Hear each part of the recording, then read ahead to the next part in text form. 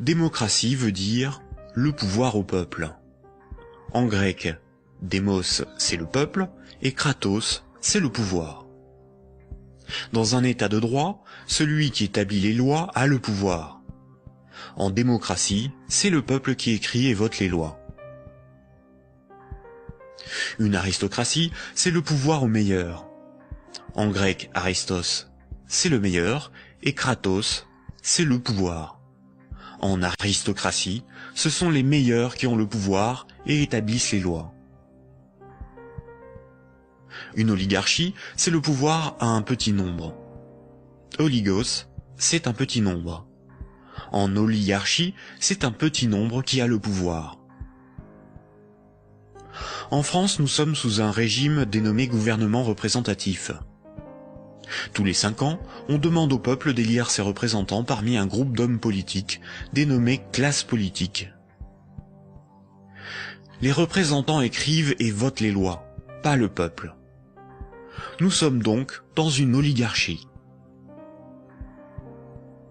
Historiquement, le terme de démocratie pour désigner le gouvernement représentatif a été employé dans les années 1830 pour tromper l'opinion publique et faire croire au peuple qu'il a le pouvoir.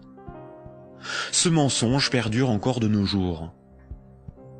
Si nous étions en démocratie, nous voterions nous-mêmes les lois, par des votations ou des référendums, et nous pourrions aussi en écrire, en proposer. En France, les représentants du peuple sont des politiciens de carrière, pour beaucoup fonctionnaires et issus de classes supérieures, âgés de 60 ans en moyenne. Ils ne sont en rien représentatifs du peuple français. Une fois les représentants élus parmi l'oligarchie de la classe politique, les électeurs n'ont aucun contrôle sur la politique menée et la législation établie. Les représentants votent selon leurs opinions, leurs intérêts, leur complicité ou leur carrière politique. Ils sont la cible de groupes d'intérêts qui influencent leur vote. Les textes de loi sont dans 9 cas sur 10 rédigés par de hauts fonctionnaires non élus.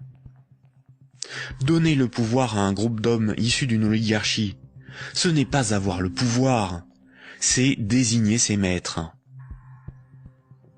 Les partis politiques, apparus dans les années 1840, étaient un moyen de canaliser l'insatisfaction des électeurs dans des oppositions et des conflits sans conséquence.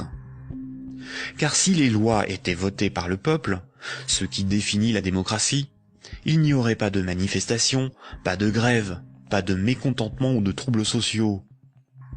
Le peuple serait souverain. Durant la Révolution, les riches avaient bien plus à perdre que les pauvres.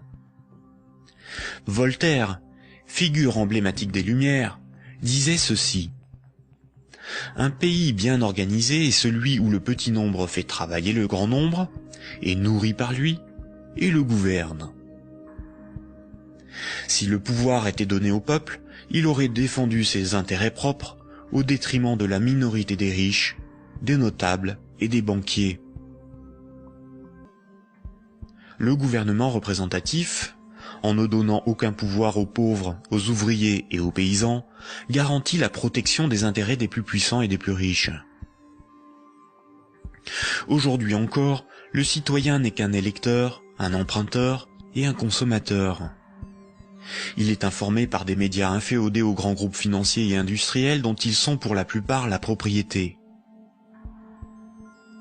Le vote des lois par les citoyens, le référendum d'initiative populaire, ou la mise en place d'un parlement tiré au sort dans la population comme le sont les jurys populaires, qui sont des évolutions démocratiques élémentaires, sont systématiquement dénigrés dans les médias.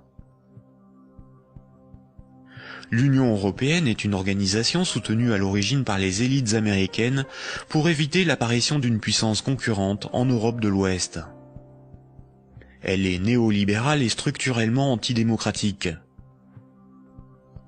Si les peuples européens écrivaient et votaient eux-mêmes les lois de l'Union, Bruxelles ne serait pas la seconde place de lobbying après Washington. L'Union européenne est le royaume de Goldman Sachs et de la haute finance, dont les hommes se retrouvent à la tête de nombreuses institutions et même de certains États. Et nombreuses sont les carrières politiques se prolongeant dans le privé, au service des lobbies ou dans les grandes entreprises. Ce que nous appelons des euros, ce qui est sur notre compte en banque, ce ne sont pas des euros, mais une dette en euros. Ce que nous appelons crédit, prêt ou emprunt, ce n'est qu'une création de monnaie temporaire. Ce que nous appelons démocratie n'est pas une démocratie, mais une oligarchie.